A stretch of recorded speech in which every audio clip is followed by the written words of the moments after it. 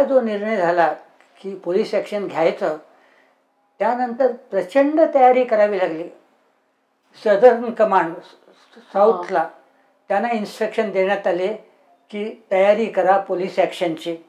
राजेंद्र सिंग म्हणून ते commander in chief होते तिथले.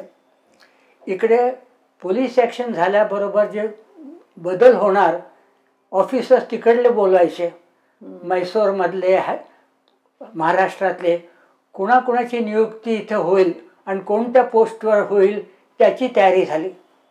एका दिवसातलं काम नव्हतं, कारण संबंध चित्र बदलणार होतं.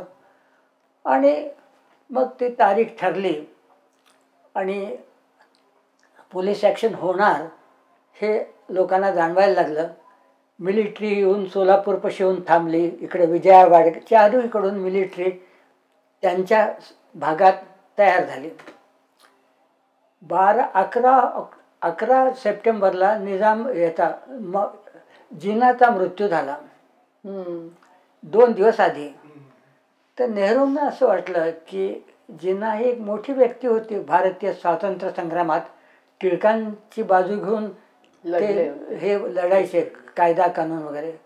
As a man he was a big man. तर नेहरूंना असं वाटलं की थोडं पोलीस ॲक्शन पुढे ढकलावं.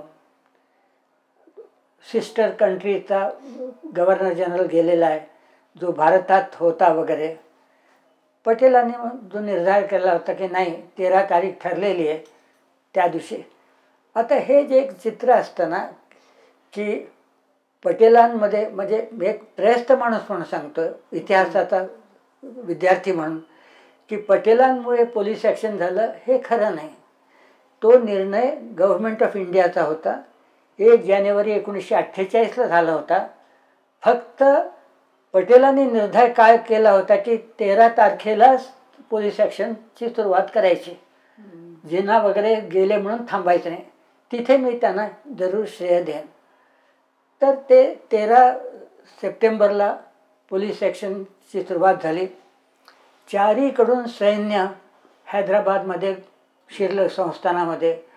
आणि तो माझ्या जीवनातला सगळ्यात आनंदाचा क्षण. 17 तारीखसुद्धा नाही, 13ला, की हे सैन्य आलेले आपल्या मदतीला. तर मी एका माझ्या लेखात सांगितलं होते की त्या क्षणाला आम्हाला कसं वाटलं. 17 जूनच्या संदर्भात मी लिहिलं होतं, ज्या दिवशी पोलीस ॲक्शन संपलं. मी म्हटलं की कल्पना करा की एक चांगल्या घराण्यातली स्त्री एका अशा वाटेनं जाते, जिथे निर्मनुष्य अशा वाटेनं जाते, आणि तिला गुंड तिला पकडतात आणि तिच्यावर बलात्कार होणार असतो आणि ती भयंकर घाबरलेली असते. आणि तिथून 4-5 असे पहिलवान टाईपची हिंदू माणसं तिकडे येत असतात. ते त्या गुंडांना बदडतात.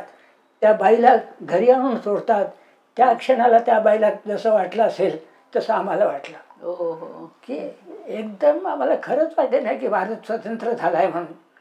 तर सैन्य शिरलं आणि आनंदाचे रोमांच. मला अजून आठवतं, रुस्तुम फ्राम म्हणून जे दुकान आहे तिथं एका खांबाला एक छोटा रेडिओ लावला होता आणि ती अनाऊन्समेंट करत होती ती बाई इंग्लिशमध्ये दिल्लीहून, की our forces are 70 miles from Hyderabad at Zahirabad. आनंदाचे रोमांच आमच्या अंगावर. आणि माझ्या बाजूला दाढीवाला ग्रस्त होता. क्या झूठ बोलती है औरत. का डेक्कन रेडिओ काय सांगायचा की नाही आमचं सैन्य दिल्लीपर्यंत पोहोचलेलं आहे आणि उद्या दिल्ली आमच्या ताब्यात येणार. आणि त्यांना धक्काच बसला ॲक्च्युली जेव्हा आर्मी आली. तर ते पोलीस ॲक्शन सुरू झालं. आम्हाला आनंद व्यक्त करण्याची सुद्धा भीती वाटायची. वरून आम्ही एक सुटकी चेहरे करून बाहेर पडत होतो की काय आपल्या हैदराबादवर संकट आले हो निजामावर. आणि मग ते हे चाललं, पुढे पुढे आलं सैन्य. त्यातल्या 2 गोष्टी इथं महत्त्वाच्या मला सांगाव्याशा वाटतात. 16 सप्टेंबरला कासिम रिझवीनं, आणि हा कासिम रिझवी कोण होता, ज्याला इत्तेहादुल मुस्लिमीन म्हणून जी संघटना आहे, ज्याचा आता ओवेसी अध्यक्ष आहे, त्या संघटनेचा अध्यक्ष. आणि त्यांनी एक मिलिटरी विंग तयार केलं होतं रजाकार म्हणून. त्यांना 303 गन्स देण्यात आलेल्या होत्या. त्यांना तो पोशाख होता. आता हे रजाकार 303 गन घेऊन भारताच्या सैन्याचा काय विरोध करणार. पण याने सांगितलं होतं कासिम रजवीने, काही कारण आहे ते, हे हे हिंदू लोक कधी हे कुठं लढलेली माणसं आहेत, आम्ही एका दिवसात त्यांना पळवून लावू. आणि तरुण मुसलमानांनी त्यांनी सांगितलं, काही नाही हो, टँक्स आले की असं पट्ट्याला पकडा, आपण थांबवा. आणि त्याच्यात कित्येक मुसलमान तरुण चिरडले गेले त्याच्या खाली. तरी ते शीख लोक होते टँक्समध्ये, ते म्हणत होते बच्चो हटो, बच्चो हटो. पण ते कासिम रजवीचं ते भूत होतं की थांबवा टँक्सना. ते झालं. 4 दिवसात ते पोलीस ॲक्शन संपलं. 16 सप्टेंबरला, एक दिवस आधी, कासिम रजवीने ठरवलं की हिंदूंची कत्तल करायची. त्याचा उल्लेख नवाब अली बाबा जंगच्या पुस्तकात आहे की तो निर्णय घेण्यात आला की जितके हिंदू मारता येतील तितके मारा. आणि आमचं घर तर त्यांचं जे हेडक्वार्टर्स होतं तिथून एक अर्ध्या मैलावर होतं. म्हणजे आम्ही संपलोच असतो त्या संध्याकाळी. आणि हत्यारं वाटण्यात आली. तरी नेहरूंचं एक सूचक वाक्य होतं पार्लमेंटमध्ये, जेव्हा मी मॅट्रिकमध्ये असताना ते कॅच केलं होतं. त्यांनी सांगितलं होतं की हैदराबादमध्ये जे हिंदू आहेत त्यांनी आपापल्या जागी राहावं, जाऊ नये. आणि त्यानंतर एक सूचक वाक्य होतं त्यांचं, of course imparting of advice implies assumption of responsibility. आम्ही म्हणतो तर ती आम्ही जबाबदारी घेतो. आणि ते ठरलेलं होतं की जर तशी मॅसेकर सुरू झाला तर पॅराशूटने लोकांना उतरवायचं आणि रजाकारांचा मुकाबला करायचा.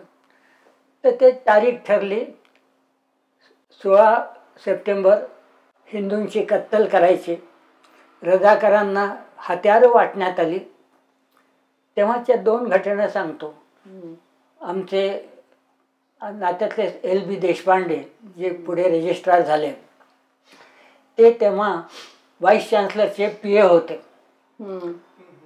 तो व्हाईस चान्सलर तसा सायंटिस्ट होता, पण तो रजाकारच होता, तो फॅनेटिकच होता. तर व्हाईस चान्सलरला कोणताही फोन आला तर देशपांडे उचलायचे आधी. आणि त्यांनी उचलला फोन तर ती पलीकडची व्यक्ती म्हणाली की रजीउद्दीन साहब, मैं कासिम रजवी बोल रहा हूँ. आज की रात कत्ल की रात होगी और हिंदुओं का कत्लेआम होगा. यांच्या हातातून तो फोन गळून पडला. तो ते वाइस चांसलर बोले, क्या हुआ देशपांडे साहब, आपके हाथ से फोन फिसल गया, क्या बात है? तो बोले, नहीं साहब, जरा कुछ पसीना आ गया था हाथ को. कौन बात कर रहा था? मैं ठीक नहीं सुना साहब, शायद कासिम रजी साहब बात कर रहे थे, मैं ठीक नहीं सुना.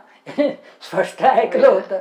लाइये म्हणून त्यांनी फोन घेतला आणि किती केलं. तो वाइस चांसलर होता आणि त्याला हे आवडत नव्हतं. काय ये ऐसा कैसा हो सकता रजी साहब, ऐसा कैसा हो सकता?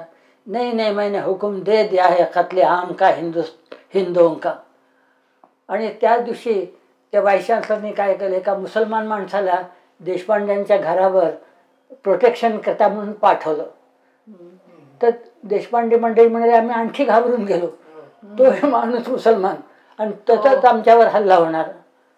आणि हे सगळं ठरल्यानंतर हत्यारं वगैरे वाटून झाली. काही जणांनी कासिम रजवीला जाऊन सांगितलं की किती हिंदूंना माराल तुम्ही, 10,000, 20,000, 30,000.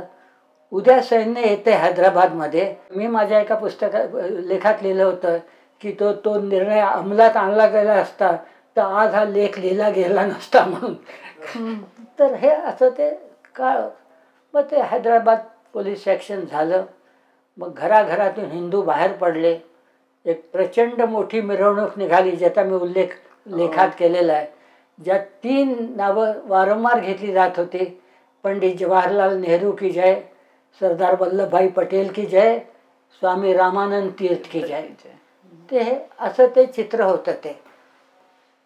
आणि सगळ्यात मोठं संस्थान ते ते 4.5 दिवसात. आणि अरे तुम्ही काय हे तुम्ही धोतर नेसणारे तुम्ही काय लढणार आहात, अरे आमचा तुम्ही काय मुकाबिला करणार आहात, बघता बघता आमचं सैन्य दिल्लीपर्यंत जाईल, ह्या वल्गना चालू होत्या.